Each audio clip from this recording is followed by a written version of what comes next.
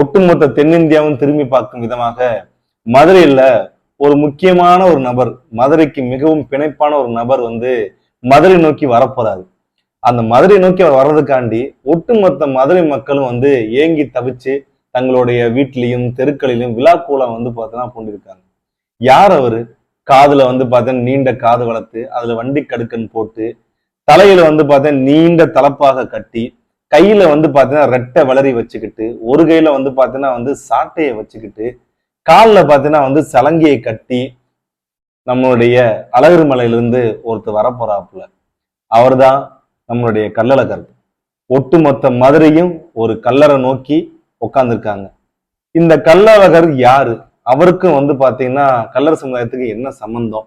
அவர் வந்து சுந்தரராஜ பெருமாளா, இல்ல வந்து பாத்தீங்கன்னா வேற சமுதாயத்தை வந்து பாத்தீங்கன்னா சேர்ந்தவரா, இல்ல வந்து அவர் எப்படி கடவுளானாப்புல, என்னென்ன கதைகள் இருக்கு, எப்படி எப்படி கதையெல்லாம் உருவாக்குனாங்க அப்படின்னு சொல்லி நம்ம அந்த காணொலியில பார்க்கலாம். இந்த கதைகளை வந்து நம்ம ஏத்துக்கிறதா இல்ல ஆதாரத்தை ஏத்துக்கிறதான்றத நம்ம இந்த காணொலியிலே பார்த்து தெரிஞ்சுக்கலாம். நான் உங்கள் ஏழுகோட்டை நாட்டை சேர்ந்த சோழபாண்டியன்.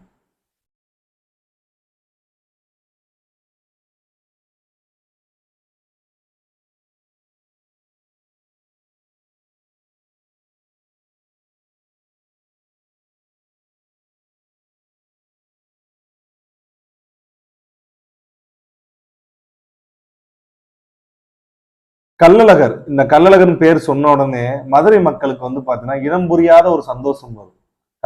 கள்ளர் வராரா அப்படின்னு சொல்லி வந்து பாத்தீங்கன்னா அந்த அளவுக்கு வந்து மதுரை மக்கள் வந்து ஏங்கி போய் நிற்பாங்க மதுரையில. அப்படிப்பட்ட கள்ளழகர் கோவிலுக்கு உண்டான ஒரு புராண கதையா என்ன சொல்லப்படுதுன்னா, கள்ளழகர் வந்து மதுரை மீனாட்சியோட அண்ணனாகவும், மதுரை மீனாட்சி வந்து பாத்தீங்கன்னா சிவபெருமானோட மனைவியாகவும், சிவபெருமானின் மைத்துனராக கள்ளழகர் வந்து பாவிக்கப்படுறாரு. அந்த கல்யாணத்துக்கு வந்து பாத்தீங்கன்னா, அதாவது சிவபெருமானுக்கும் மீனாட்சிக்கும் ஒரு திருமணம் மதுரையில் நடக்குது. அழகர் மலையில இருந்து கள்ளழகர் வந்து வர்றாப்புல அந்த கல்யாணத்துக்கு கலந்துக்கிறதுக்காண்டி. ஆனா மதுரையில வந்து சிவபெருமான் என்ன பண்றாருன்னா, மைத்துனன்றதுக்காண்டி ஒரு விளையாண்டு பார்ப்போம் அப்படின்னு சொல்லி வைகை ஆத்தை வந்து பாத்தீங்கன்னா எலும்ப வைக்கிறாரு. அதனால வந்து இவர் இந்த கல்யாணத்துக்கு வந்து அந்த தகுந்த நேரத்துல போக முடியல. எதையும் மீறி வந்து பாத்தீங்கன்னா ஆற்றுல இறங்கி அந்த வெள்ளத்திலையும் இறங்கி வந்து பாத்தீங்கன்னா அக்கறைக்கு போய் தன்னுடைய தங்கை திருமணத்தை வந்து பார்க்க போறாரு. ஆனா அதுக்குள்ளேயே வந்து கல்யாணம் முடிஞ்சதுனால அதை பார்த்துட்டு வந்து பாத்தீங்கன்னா மனசு உடைஞ்சு போய் தான் இல்லாம தன்னுடைய தங்கை கல்யாணம் நடந்து போச்சு அப்படின்னு சொல்லி கோவத்துல வந்து அவர் திரும்பி வர்றாப்புல. அப்படியே வந்து ஒவ்வொரு இடத்துக்கா வந்து போயிட்டு ஒரு ஸ்டேஜுக்கு அப்புறம் திருப்பி பாத்தீங்கன்னா வந்து திருப்பி வந்து கள்ளழகர் கோயிலுக்கே வந்து அவர் போயிடுறாரு. இதுதான் வந்து புராண கதையா வந்து சொல்லப்படுது. சித்திரை திருவிழா வந்து பாத்தீங்கன்னா அவர் அந்த வெள்ளம் வர்றப்ப அவர் இறங்கி அந்த ஏற வைபவம் தான், அந்த ஆற்றில் இறங்க வைபவம் தான் வந்து மதுரையில மிகப்பெரிய ஒரு திருவிழாவா தென்னிந்திய அளவுக்கு வந்து பாத்தீங்கன்னா அது வந்து பேசப்படுவ ஒரு திருவிழா நடந்துக்க முடியுது. இது புராண கதை. ஆத்தன்டிகேட்டடா வந்து என்ன ரிப்போர்ட் இருக்கு? கள்ளழகர் கோயில் வந்து எப்ப கட்டப்பட்டுச்சு, எந்த நூற்றாண்டு, 7ஆம் நூற்றாண்டா, 10ஆம் நூற்றாண்டா, இல்ல கிபியா, இல்ல கிமுவா, சங்கம் காலத்திலயா, எந்த காலத்துல வந்து இந்த கோயிலானது கட்டப்பட்டிருந்துச்சு, இதோட பழமை என்ன அப்படின்னு சொல்லி எல்லாருமே வந்து கேட்கலாம். இதோட பழமை வந்து பாத்தீங்கன்னா நீங்க நினைக்கிற மாதிரி கள்ளழகர் கோயிலுக்கு 1000 வருடம் 2000 வருடம்னு சொல்லி எந்த காலகட்டத்தையும் நம்மளால சொல்ல முடியாது. ஏன்னா இதோட முதலாக இது குறிக்கப்படுகின்ற பாடல் எதுனா பரிபாடல். பரிபாடல் வந்து பாத்தீங்கன்னா சங்க இலக்கியத்திலே வந்து பாத்தீங்கன்னா மூத்த ஒரு பாடல் தான் இந்த பரிபாடல்ன்றது. அந்த பரிபாடல்லே வந்து இந்த கள்ளழகர் கோவிலை பத்தி வந்து பாத்தீங்கன்னா மென்ஷன் பண்ணியிருக்காங்க. இவர் வந்து பாத்தீங்கன்னா வந்து அப்பயே அந்த காதுல வந்து பாத்தீங்கன்னா கடுக்க நிட்டவர், கையில் வந்து திகிரி ஏந்தியவர் அப்படின்னு சொல்லியிருக்கு. திகிரினா நீங்க நம்ம வளரின்னு சொல்றோம் பாத்தீங்களா, வளரியோட சங்க இலக்கியத்துல இருக்கிற பேர் தான் வந்து திகிரி என்பது. நம்மளோட சேனல்லே வந்து பாத்தீங்கன்னா அந்த திகிரி வளரியை பத்தி ஒரு காணொலி போட்டிருப்போம், நீங்க அதை பாத்தீங்கன்னா தெரியும். ஸோ கையில் திகிரி ஏந்தியவர் அப்படின்னு சொல்லியிருக்கு. கல்லணி பூண்டவர், அதாவது கல்லர்கள் அணிகின்ற கல்ல அணியை பூண்டவர் அப்படின்னு சொல்லி. வஞ்சக்கல்வன் மாமாயன், அதாவது மாமாயன்னா வந்து மாயனுக்கெல்லாம் மாயன், அதாவது வந்து முல்லை கடவுளுக்கெல்லாம் கடவுள் அப்படின்னு சொல்லி அவர் வந்து குறிக்கப்படுறாரு. வளரி ஏந்தவராகவும், காதில் வந்து பாத்தீங்கன்னா வந்து கடுக்கன் பூண்டவராகவும், கல்லணி அணிந்தவராகவும், அது போல வந்து பாத்தீங்கன்னா வந்து தலையில் வந்து பார்த்தா நீண்ட தலப்பாயை கட்டுகிறவராகவும் சொல்லி சங்க இலக்கிய பாடல்லே வந்து அவர் வந்து ஒரு கல்லர் மகனாகவே வந்து பாதிக்கப்பட்டிருக்கு. வஞ்சக்கல்வன் மாமாயன் சொன்னோடனே வந்து பாத்தீங்கன்னா இல்ல அவர் வெண்ண திருடினாரு அதனால வந்து அதை கல்வர்னு சொல்லுவாங்க அப்படின்னு சொல்லி நீங்க நினைச்சீங்கன்னா அது மிக தவறானது. ஏன்னா இதே கல்வன்ற வார்த்தையை வந்து பாத்தீங்கன்னா ஆக்கோல் மூதூர் கல்வர் பெருமகன் தென்னவன் அப்படின்னு சொல்லி அகநானூற்று பாடல் வந்து பாத்தீங்கன்னா பாண்டிய மன்னனா பசுக்களை கவர்ந்து செல்லும் கல்லர் இனத்தின் தலைவனாக வந்து குறிக்கப்பட்டார் அப்படின்னு சொல்லி அப்பயே வந்து பாத்தீங்கன்னா வந்து கல்வர் கல்வன் அப்படின்ற இனம் வந்து பாத்தீங்கன்னா இந்த கல்லர் இனத்தை பத்தின அந்த சங்க இலக்கியத்திலே கூறப்பட்டிருக்கு. ஆக அந்த இலக்கியமும் இந்த இலக்கியத்தை அப்படின்னு பார்த்தாலே அப்பயே வந்து பாத்தீங்கன்னா இவர் வந்து ஒரு கல்லர் மகனாக தான் வந்து பாத்தீங்கன்னா சங்க இலக்கியத்திலே பாவிக்கப்பட்டிருக்கு. நிறைய பேர் சொல்லுவாங்க ரீசெண்டா தான் வந்து கல்லர்ன்ற பேர் வந்துச்சு, கள்ளழகன் மாத்துறாங்க அப்படின்றாங்க. அப்படி கிடையாது. நாயக்கர் காலத்துக்கு முன்னாடியே வந்து பாத்தீங்கன்னா அது வந்து ஒரு கல்லர் இனத்தின் தலைவனாக தான் வந்து கள்ளழகர் வந்து பார்க்கப்பட்டிருக்காப்புல. சரி, சங்க இலக்கியத்துல பாடலை பார்த்துட்டோம். அதுக்கப்புறம் வந்து பாத்தீங்கன்னா இதுல என்ன நடந்திருக்கு, ஏது நடந்திருக்கு, என்னென்ன கடந்து வந்திருக்காங்க அப்படின்னு சொல்லி பார்த்தோம்னா அந்த கள்ளழகர் கோயிலுக்கே வந்து பாத்தீங்கன்னா அந்த தேவஸ்தானத்திலே வந்து புத்தகம் வெளியிட்டிருக்காங்க. அதுலயும் கள்ளழகர் தான் வந்து வெளியிட்டிருக்கு. கள்ளழகர் தேவஸ்தானம் தான் இருந்திருக்கு. ஆனா பிற்காலத்துல வந்து பாத்தீங்கன்னா சுந்தராஜ பெருமாளை வந்து மாத்த பார்த்தாங்க. கோவிலே வந்து பாத்தீங்கன்னா சுந்தராஜ பெருமாள் கோவில் மாத்துறதுக்கு உண்டான வேலைகள்லாம் நிறைய பண்ணாங்க. ஆனா அதெல்லாம் வந்து உடைத்து கள்ளழகர் திருக்கோயில் தான் இந்த பேரே அப்படின்னு சொல்லி வந்து வழக்கானது நீதிமன்றம் வரைக்கும் போயிட்டு வந்துச்சு. நீதிமன்றத்துல வந்து தகுந்த ஆதாரங்கள் வச்சாங்க. அது மட்டும் இல்லாம கள்ளர் திருக்கோலம் அப்படின்னு சொல்லுவாங்க. அதாவது வந்து ஃபர்ஸ்ட் வந்து பாத்தீங்கன்னா இந்த சித்திரை திருவிழானது வந்து அலங்காநல்லூர்ல நடந்துச்சு. அதுக்கு அப்புறம் தான் வந்து திருமலாய்க்கரை வந்து மதுரைக்கு மாத்தினாரு அப்படின்னு சொல்லி நிறைய சொல்லுவாங்க. ஆனா அங்க அலங்காநல்லூர் போனாலும் சரி, மதுரைக்கு வந்தாலும் சரி, அவரு அங்க அழகர் கோவில்ல இருந்து இன்னைக்கு இருக்க கள்ளழகர் கோவில்ல இருந்து அவர் எப்படி வந்து வராருன்னா காதுல வந்து பாத்தீங்கன்னா வண்டி கடுக்குன்னு சொல்லுவாங்க. அதாவது கல்லர்கள் வந்து பாத்தீங்கன்னா நம்ம மதுரை கெசட் ரிப்போர்ட்லயே இங்க மேல்நாட்டு கல்லர்னு சொல்லுவாங்க. மதுரையில இருந்து அழகர் கோவில்ல இருந்து வந்து பாத்தீங்கன்னா 10 கட்டு பரப்பு நாடு அப்படின்னு சொல்லுவாங்க. மொத்தம் மேல்நாட்டு கல்லர்னு சொல்லி இவங்க வந்து அழகர் கோயில வந்து மையமா இருந்து அங்க இருந்து வாழ்ந்த கல்லர் மக்கள். இந்த கல்லர் மக்களோட பழக்கங்கள் என்னன்னா ஆண் பெண் 2 பேருமே வந்து பாத்தீங்கன்னா காதை வந்து நீளமாக வளர்த்துருவாங்க. தங்களோட தோள்பட்ட அளவுக்கு வந்து பாத்தீங்கன்னா வளர்ப்பாங்க. அதை வளர்க்கறதுக்கு என்ன செய்வாங்கன்னா காதுல வந்து ஒரு ஓட்டையை போட்டு அதுல பனை ஓலை இருக்கு பாத்தீங்களா, பனை ஓலையை வந்து நல்லா பெரிய பனை ஓலையை எடுத்து சின்னதை சுருட்டிடுவாங்க. சுருட்டி அந்த காதை அந்த குழந்தையோட காதுல வந்து பாத்தீங்கன்னா உள்ள திணிச்சிருவாங்க. அது என்ன ஆகுன்னா கொஞ்சம் கொஞ்சமா வந்து பாத்தீங்கன்னா அதுல இருக்கிற அந்த ஈரப்பதம் போக போக அந்த பனை ஓலையானது விரிவடையும். விரிவடைய அந்த குழந்தையோட காதோட அந்த ஓட்டை வந்து பாத்தீங்கன்னா பெருசா ஆரம்பிக்கும். அதன் பின்பு என்ன பண்ணுவாங்கன்னா அதுல வந்து இன்னைக்கு நம்ம மக்களுக்கு புரியும்படி பாஷையில சொன்னோம்னா பாம்படம் தண்டட்டி அப்படின்னு சொல்லுவாங்க. அந்த மாதிரி வந்து பாத்தீங்கன்னா அந்த காலத்துல வந்து கல்லர் மக்கள் என்ன பண்ணுவாங்கன்னா அந்த வளையம் ஒண்ணு போடுவாங்க. நீங்க டக்குன்னு உங்களுக்கு ஒரு ஞாபகம் வரும். ராஜராஜ சோழரோட காதை பார்த்தீங்கன்னா இதே போலதான் நீண்டமா வளர்த்துருப்பாப்புல. அதுல வந்து வளையமும் இருக்கும். அதே போலதான் வந்து இந்த மற்ற மேல்நாட்டு கல்லர்களும் வந்து பாத்தீங்கன்னா காதுல வந்து வளையம் விட்டுருப்பாங்க. ஸோ அதே மாதிரி வந்து பாத்தீங்கன்னா நம்மளுடைய கள்ளழகர் என்ன பண்றாருன்னா அவரோட காதுலயும் வந்து நீளமாக அந்த காது வளர்க்கப்பட்டு அதுல வண்டி கடுக்குன்னு போட்டிருக்கோம். நீங்க லட்சக்கணக்கான பேர் பாக்குறீங்க. நான் சொல்ற விஷயத்தெல்லாம் நீங்க நோட்டிஃபை பண்ணிக்கோங்க. அவர் வர்றப்பே வந்து அது உங்களுக்கு புரியும். அதுக்கப்புறம் என்ன பண்ணுவாங்கன்னா வந்து ஒரு கையில வந்து ஒரு வேல் மாதிரி வச்சிருப்பாப்புல. அந்த வேல்ல சாட்டை மாதிரி இருக்கும். அதாவது கையில வந்து பாத்தீங்கன்னா வந்து சாட்டை கம்போட வந்து வச்சிருப்பாப்புல. மறுகையில வந்து பாத்தீங்கன்னா வந்து ரெட்டை வளரி.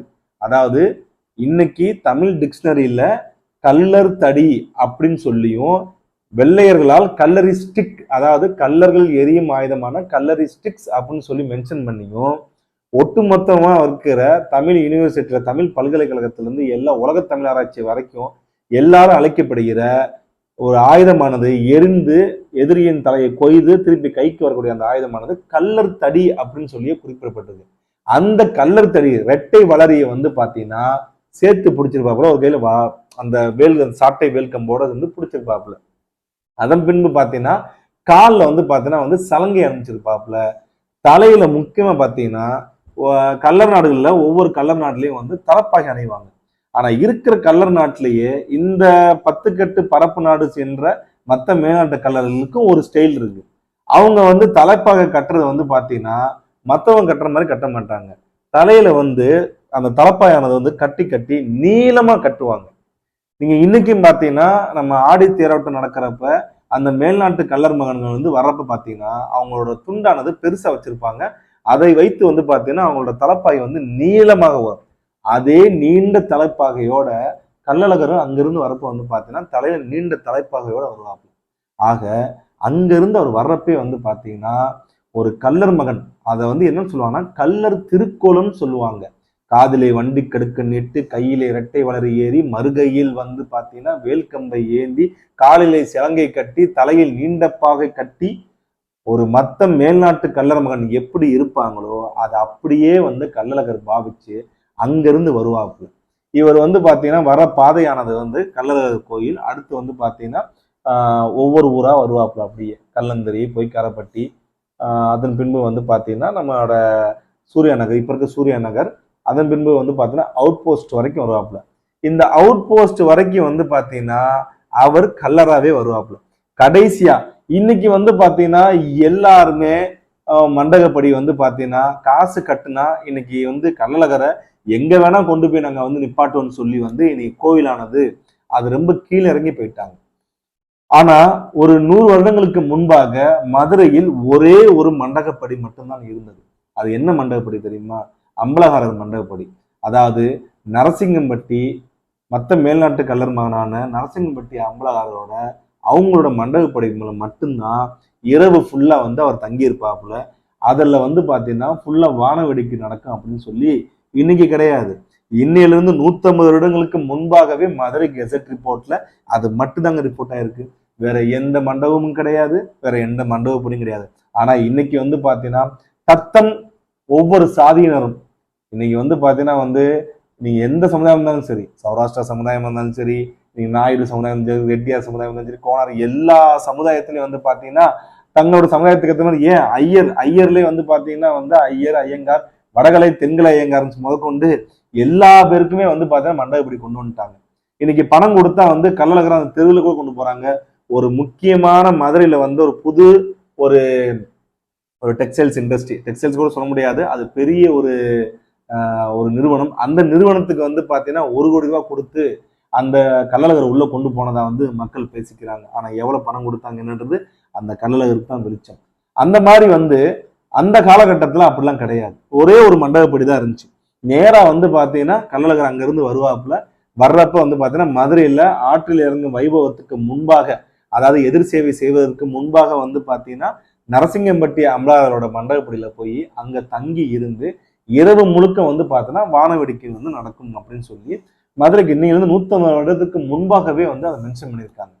ஸோ இந்த ஏன் இதை சொல்ல வரேன்னா வந்து இந்த கள்ளழகர் கோவில் இருந்து இங்க வர வரைக்கும் வந்து இந்த பகுதியானது வந்து பாத்தீங்கன்னா 10 கட்டு பரப்பு நாடுன்னு சொல்லுவாங்க. அதாவது அழகர் கோவில் அங்கிருந்து வந்து பாத்தீங்கன்னா நம்ம மதுரை தல்லாகுளத்துக்கு முன்னாடி இன்னைக்கு இருக்கிற outpost Vishal de mall இருக்கும், அந்த அவுட் போஸ்ட் வரைக்கும் வந்து பாத்தீங்கன்னா 10 கட்டு பரப்பு நாடா இருந்திருக்கு.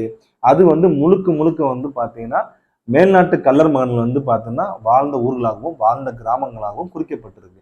இது வந்து மதுரை கெஜெட்லையும் சரி, இல்லை மதுரை மேனுவலும் சரி, நெல்சனோட மேனுவலு, பிரான்சிஸோட மேனுவல், எதுல இருந்தாலும் வந்து பாத்தீங்கன்னா அது அப்படிதான் மென்ஷன் ஆயிருக்கு.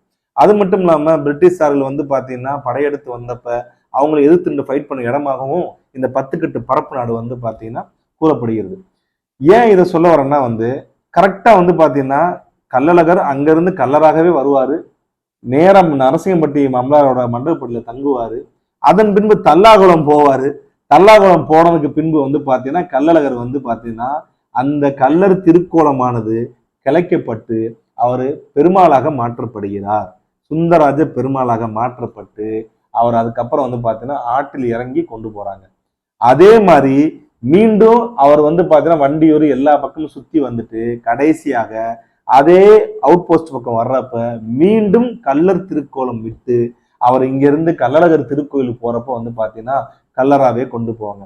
இது ஏன் இப்படி நடந்திருக்குன்னு சொல்லி வந்து உங்க மனசுல 1008 கேள்விகள் வரும். ஆமாங்க, அதாவது இது அந்த காலகட்டத்துல கிட்டத்தட்ட 16ஆம் நூற்றாண்டுல கல்லர் சமூகத்திற்கும் நாயக்கர் சமூகத்திற்கும் அன்னை இருந்த சமூகம் கிடையாது, மதுரை ஆண்ட அந்த திருமல் நாயக்கர் அரசாங்கத்திற்கும் ஏற்பட்ட ஒரு போர் நாள்ல வந்து பாத்தீங்கன்னா பிரிக்கப்பட்ட எல்லை பகுதி தான் இந்த பகுதியானது.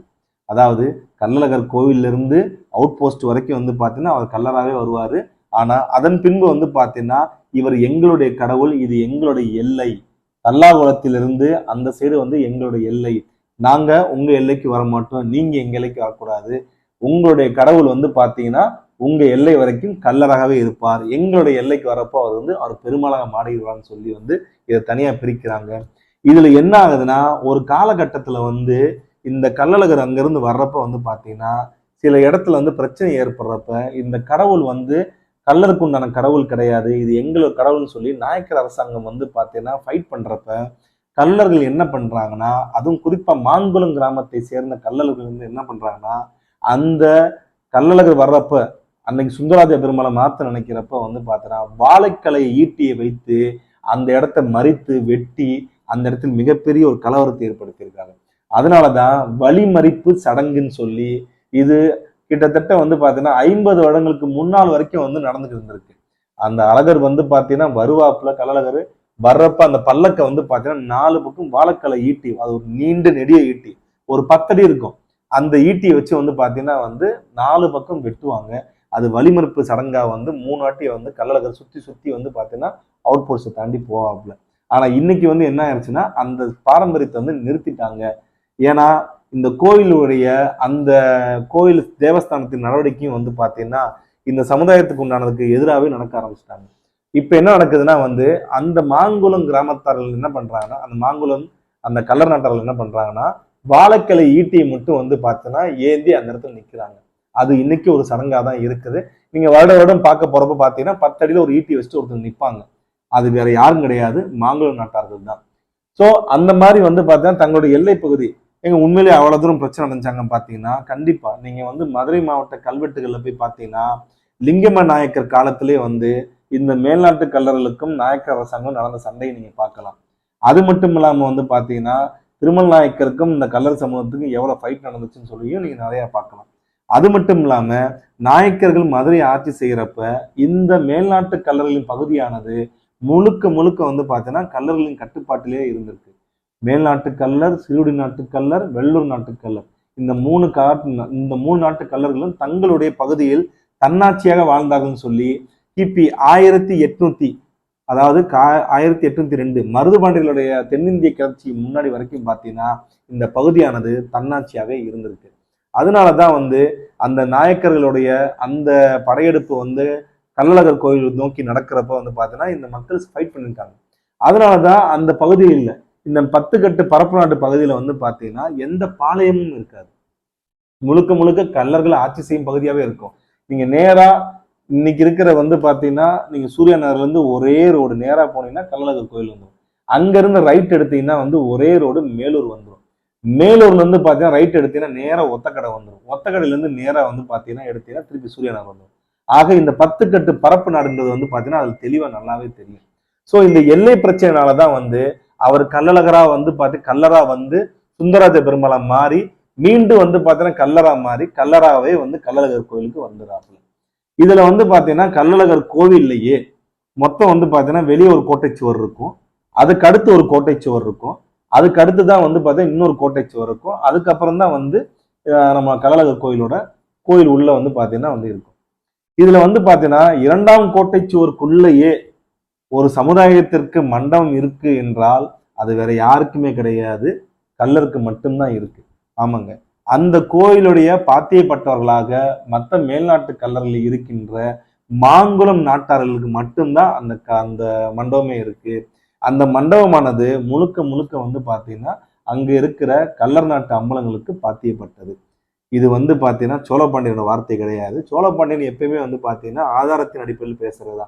நீங்க அந்த கள்ளழகர் கோயிலோட தேவஸ்தானத்தோட புத்தகமா இருந்தாலும் சரி, கள்ளழகர் புராணமா இருந்தாலும் சரி, மதுரை கெஜெட்டா இருந்தாலும் சரி, திருச்சி கெஜெட்டா இருந்தாலும் சரி, இல்ல சிவகங்கையில இருக்கிற வந்து பாத்தீங்கன்னா அங்க இருக்க குறிப்பிட எந்த குறிப்பிலையும் பாத்தீங்கன்னா அது கல்லர் மண்டபம் மட்டும்தான் குறிப்பிடப்பட்டிருக்கும். அது மட்டும் இல்லைங்க, அந்த இருக்கிற கோபுரம் வந்து பாத்தீங்கன்னா தொண்டைமான் மன்னர்கள் வந்து கட்டி கொடுத்த கோபுரம். அந்த தொண்டைமான் மன்னர்கள் யாருன்னா வந்து அறந்தாங்கியை மையப்படுத்தி ஆட்சி செய்த கல்லர் இனத்தை சேர்ந்த தொண்டைமான்கள். அந்த தொண்டைமானோட முன்னோர்களும் அந்த அறந்தாங்கி தொண்டைமான்களுக்கு வந்து கசின் பிரதரான புதுக்கோட்டை தொண்டைமான், சூறைக்குடி தொண்டைமான், கப்பலூர் தொண்டைமானோட முன்னோர்கள் 12ஆம் நூற்றாண்டுல வந்து பாத்தீங்கன்னா கட்டி கொடுத்த கோபுரம் தான் இந்த தொண்டைமான் கோபுரம். நீங்க உள்ள போனவே பார்க்கலாம், கீழே ஒரு கல்வெட்டு இருக்கும், தொண்டைமான் கோபுரம் என்று இருக்கும். தொண்டைமான் என்றால் யார் என்பது வந்து பாத்தீங்கன்னா இங்க இருக்க எல்லாருக்குமே தெரியும். அது மட்டும் இல்லைங்க, இந்த கள்ளழகர் கோவில் மேல வந்து பாத்தீங்கன்னா முகலாயர் படையெடுப்புலாம் நடந்துச்சு. அந்த முகலாயர் படையெடுப்புல வந்து பாத்தீங்கன்னா வந்து ராக்கெட் டெக்னாலஜி பயன்படுத்தி அவங்கள வந்து சண்டையிட்டு விரட்டினதா இந்த மதுரை குறிப்பிலே இருக்கு, வெள்ளையர்களின் குறிப்பிலையும் இருக்கு. இந்த மாதிரி நாங்கள் வந்து அழகர் கோயில் நோக்கி வந்து ஃபைட் பண்ண போனோம். அந்த டயத்தில் வந்து அங்கே இருந்த கல்லர் மக்கள் ராக்கெட் டெக்னாலஜி வந்து பயன்படுத்தி எங்களை அடிச்சாங்க அப்படின்னு சொல்லி இருக்கு. அது மட்டும் இல்லாமல் கிபி 1755 வந்து பார்த்தீங்கன்னா கர்னல் ஹெரானோட படையானது இந்த வழியா போகாம மறித்து வெளிச்சினத்தம் பாதையில போனாங்கன்னு சொல்லியும் குறிப்பு இருக்கு. ஆக அந்த அளவுக்கு வந்து பார்த்தீங்கன்னா முழுக்க முழுக்க இந்த கள்ளழகர் யாருன்னா அங்கு இருந்த கள்ளர் இனத்தின் தலைவர் ஒருத்தருடைய ஒரு சமாதியாகத்தான் வந்து பார்த்தீங்கன்னா நமக்கு இந்த வரலாறு வந்து எடுத்துரைக்கிறது. ஒரு கல்லறின தலைவன் அங்கு வாழ்ந்திருக்கிறார். அவர் வந்து பார்த்தீங்கன்னா வந்து அந்த கல்லர் மகன் எப்படி இருந்தாங்களோ அதே திருக்கோலத்தில் தான் மதுரைக்கு வருகிறார் என்பதுதான் இங்க சால சிறந்தது. சரிங்க, இவ்வளவு சொல்றீங்க. ஆனா நிறைய வேற சொல்றாங்களே, எங்களுக்கு மரியாதை இருக்கு, உங்களுக்கு மரியாதை இருக்கு அப்படின்னு சொல்றாங்கன்னு சொல்றீங்களே. எந்த மரியாதை இருந்தாலும் சரிதான், அது எல்லாமே பிற்காலத்துல இப்போ ஒரு 30 வருடங்களுக்கு முன்னாலதான் இந்த மரியாதை எல்லாமே கொண்டு வராங்க. இதுல இன்னொருத்தர் பாப்புல வெள்ளியங்குன்றம் ஜெமீன் ஒருத்தர், நான் தான் வந்து இந்த கோயிலோட பாதுகாவலர், இந்த கோயிலே என்னைய வச்சுதான் ஆளும், நான் தான் எல்லாமே அப்படின்னு சொல்லுவாப்புல. எதையும் நம்பிடாதீங்க.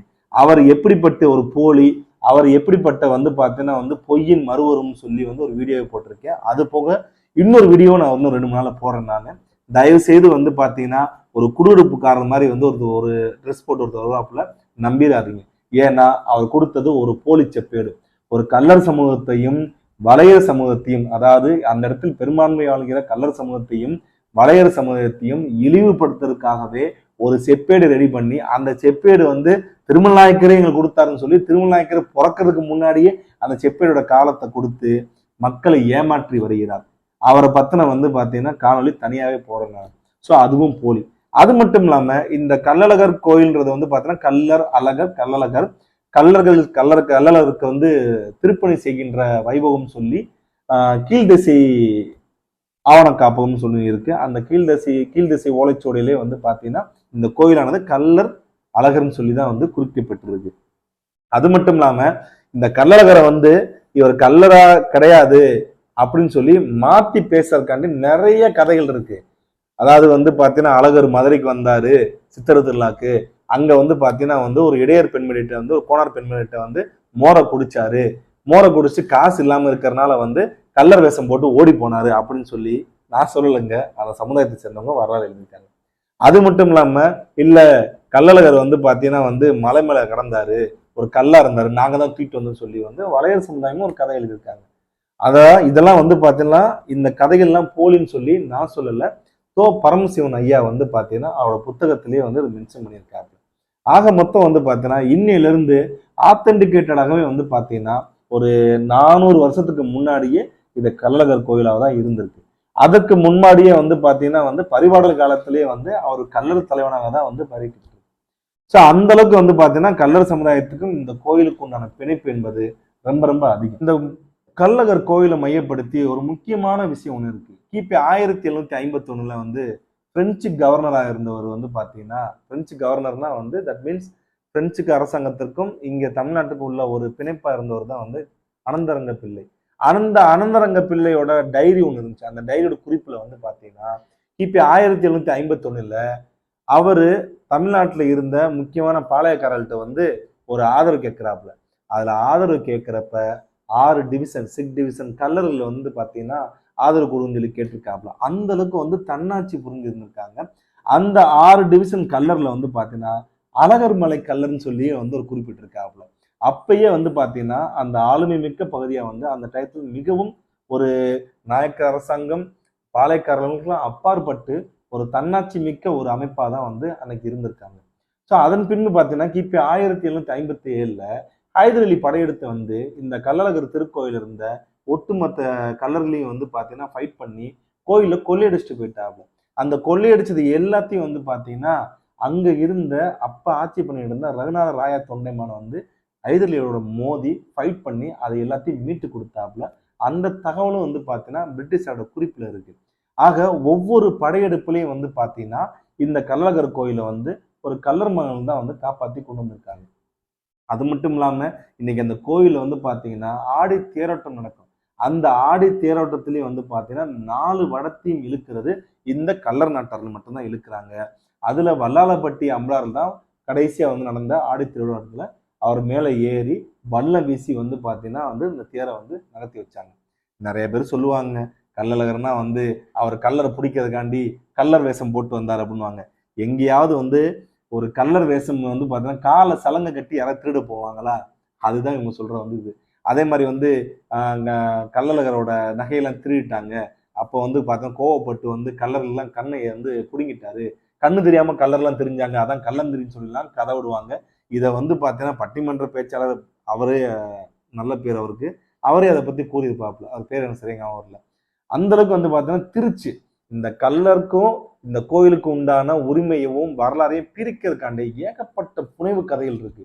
ஆனா இந்த கதைகள் எல்லாமே வந்து பார்த்தீங்கன்னா போலியானதுன்னு சொல்லி வரலாறு ஈஸியா முறியடிச்சிடும். ஆனா அந்த வரலாறுலாம் இவங்க கொண்டு போகாம புதுசு புதுசா குருடுப்புக்காரன் வேஷம் போட்டு ஒருத்தர் வர்றதும், நான் தான் அந்த கோயிலுக்கு காவக்காரன்னு சொல்றதும், சாமியே எங்க பெருமாள் அப்படின்னு சொல்றதுன்னு சொல்லி இந்த கள்ளழகரை வந்து பார்த்தீங்கன்னா புனைவுபடுத்தி நிறைய கதைகள் வந்து கொண்டு வந்துட்டு தான் இருப்பாங்க. அதை எதையும் மக்கள் நம்பாதீங்க.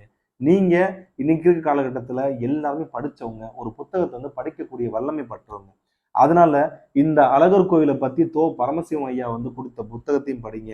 அது மட்டும் இல்லாம மதுரை மேனுவல் இருக்கு, மதுரை கெஜெட் இருக்கு, பிரிட்டிஷோட குறிப்பு இருக்கு, அனந்தரங்க பிள்ளையோட பிரெஞ்சு குறிப்புகள் இருக்கு. அதே மாதிரி வந்து பாத்தீங்கன்னா ஐதர் அலியோட குறிப்புகள் இருக்கு, திப்பு சுல்தானோட குறிப்புகள் இருக்கு, புதுக்கோட்டை தொண்டைமான்களோட குறிப்பு இருக்கு. இத்தனை குறிப்புலையும் வந்து பாத்தீங்கன்னா குறிப்பிடுற ஒரே விஷயம் கள்ளர் அழகர், கள்ளழகர், கள்ளர் மகன். இதுதான் வந்து அவங்க நம்ம கொடுத்த ஒரு விஷயம். இதுக்கு மேலேயும் வந்து பாத்தீங்கன்னா இந்த கள்ளழகரை வச்சு அவங்க என்ன புனைவுகளை எடுத்தாலும் இந்த காணொலியே காட்டுங்க. இதுக்குண்டான ஆதாரங்கள் எல்லாத்தையுமே வந்து பாத்தீங்கன்னா நான் இந்த காணொலி பேசுறப்பயே வந்து அதை கடந்து போயிருக்கும். நீங்களும் பார்த்துருப்பீங்க. உங்களுக்கு இதுல ஏதாவது டவுட் இருக்கு, இல்லைங்க இந்த வரலாறு இப்படி சொல்றாங்க அப்படின்னா எல்லாத்தையும் கமெண்ட் பண்ணுங்க. நீங்க கமெண்ட் பண்றதுல வந்து நியாயமான கேள்வியா இருந்துச்சுன்னா கண்டிப்பா உங்களோட கமெண்ட்டுக்கு எல்லாத்துக்குமே வந்து பாத்தீங்கன்னா நான் பதிலளிக்கிறேன். நன்றி.